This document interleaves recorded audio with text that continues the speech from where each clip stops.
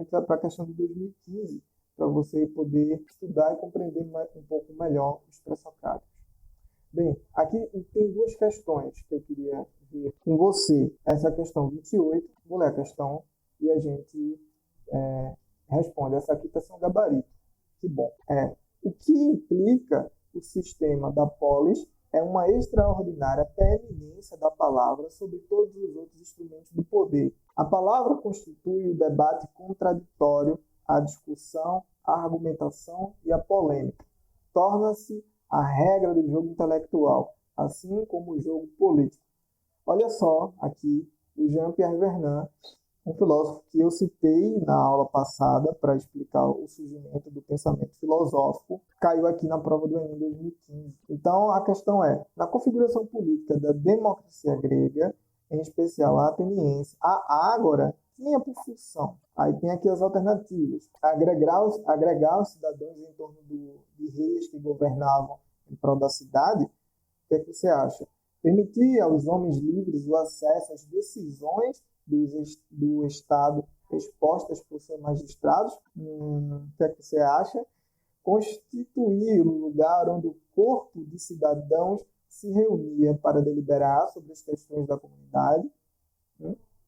Reunir os exércitos para decidir em assembleias fechadas os rumos a serem tomados em caso de guerra. E, finalmente, a última opção, congregar a comunidade para eleger representantes com direito a pronunciar-se em assembleias. Bem, 5 segundos para você tentar resolver a questão aqui. Bem, uma explicação. O surgimento da polis está diretamente relacionado com a questão do logos. Você pode ver isso aqui que está no enunciado da própria questão. A palavra, veja, ele não usa o termo logos. A palavra constitui debate contraditório, argumentação e polêmica. Isso aqui a gente pode claramente chamar de logos. Quando o logos é uma palavra grega que está transliterada para o português e fica assim, escrito dessa maneira. O logos, então, que é a palavra que constitui esse debate contraditório, é responsável por incentivar a construção da polis. E na polis tem esse espaço público, a ágora, na qual os cidadãos podem discutir as questões. Lembra que já respondi a questão. Podem discutir questões relativas ao desenvolvimento da própria cidade, as leis da cidade, debater questões importantes para a cidade.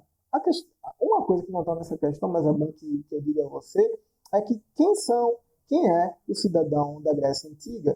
O cidadão da Grécia Antiga são homens adultos que não podem ser estrangeiros e que não podem ser escravos, obviamente. Então, a maioria da população da Grécia Antiga não estava nessa categoria de cidadão e não podia participar desse debate, apenas uma pequena minoria. Porém, ainda assim, havia essa questão da cidadania, e isso foi importante porque o debate não estava mais na mão de uma minoria da realeza, não estava mais na mão de uma minoria religiosa, e também as decisões não eram tomadas por mais questão de força, mas por um debate intelectual, no qual as opiniões eram expostas, e a mais forte, o argumento mais forte que tivesse naquele momento lá, ganharia a questão e assim as ações seriam tomadas. Então, essa questão aqui, ela está um pouco voltada para a aula passada, não tanto para a questão dos pré-socráticos diretamente. Indiretamente ela está porque os pré-socráticos é que fazem uso dessa questão da palavra, da razão, da contradição, para poder criar aí a sua explicação do surgimento do universo a partir de um princípio único e da arqué. Então, para responder a questão, não sei se você respondeu certo, mas a resposta é a letra C. Construir um lugar onde o corpo de cidadãos se reunia para deliberar sobre as questões da comunidade. Não sei se você conhece, mas Sócrates ficou famoso porque ia até a ágora para buscar pessoas para debater e aí utilizar o seu método, a sua maiêutica e fazer as pessoas descobrirem a verdade que estava dentro da sua própria alma, mas que ainda não tinham cansado. Mas enfim, essa não é a questão. Então você viu que a ágora que fica dentro da polis é uma praça pública na qual as pessoas se reuniam para discutir, através do Logos, as questões da comunidade. Essa questão, se você ficou com dúvida ainda, eu sugiro que você veja o meu vídeo da semana passada. Então, a outra questão é a questão de número 34. Então, vamos lá até ela. Pronto. Eu vou ler essa questão. A filosofia grega parece começar com uma ideia absurda, com a proposição: a água é a origem e a matriz de todas as coisas. Será mesmo necessário deter-nos nela e levá-la a sério? Sim, e por 3 razões. Em primeiro lugar, porque essa proposição inicia algo sobre a origem das coisas. Em segundo lugar, porque o faz sem imagem de fabulação. E, enfim, em terceiro lugar, porque nela, embora apenas em estado de crisálida, está contido o pensamento: tudo é um. Veja só como isso é legal. E é Nietzsche que está falando, um filósofo muito famoso, que tem um pensamento muito interessante. Vamos ver se a gente consegue aqui, no enunciado da questão, encontrar alguns elementos para poder facilitar a resolução da questão, tá bom? Vamos de novo lendo aqui. Filosofia grega parece começar com a ideia absurda, com a proposição: a água é a origem e a matriz de todas as coisas. Se a gente já conhece um pouco dos pré-socráticos, a gente sabe que cada um escolheu um princípio único, um arqué, para determinar como as coisas são. Então, quando a gente lê aqui água, a gente sabe que ele está falando de Tales, de Mileto. Quais são as razões que ele te dá por que é importante pensar um pouco sobre esses pré-socráticos? Olha, em primeiro lugar, essa proposição inicia algo sobre a origem das coisas.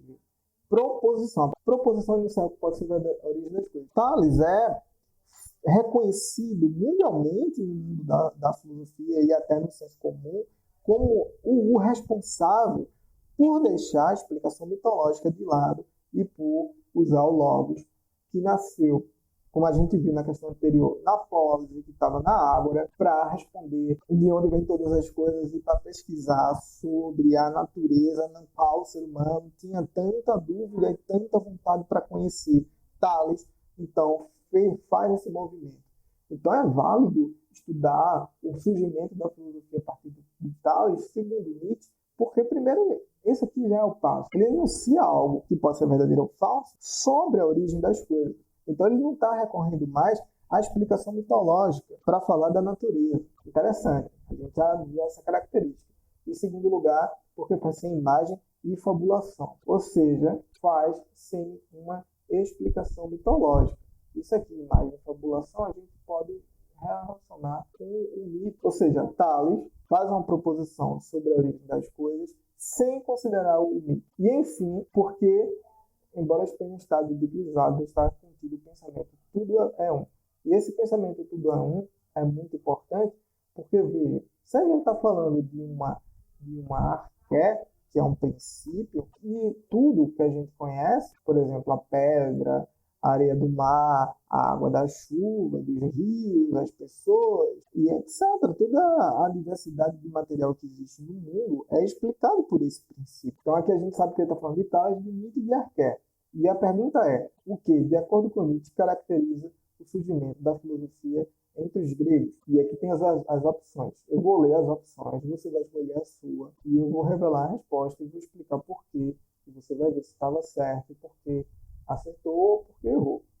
O impulso para transformar, mediante justificativas, os elementos sensíveis em verdades racionais, desejo de explicar, usando metáforas, a origem dos seres e das coisas, a necessidade de buscar, de forma racional, a causa primeira das coisas existentes, a ambição de expor de maneira metódica as diferenças entre as coisas, ou é a tentativa de justificar, a partir de elementos empíricos, o que existe no real. 5 segundos para você responder essa questão. Se você escolheu a letra C, você acertou. A necessidade de buscar de forma racional a causa primeira de todas as coisas existentes.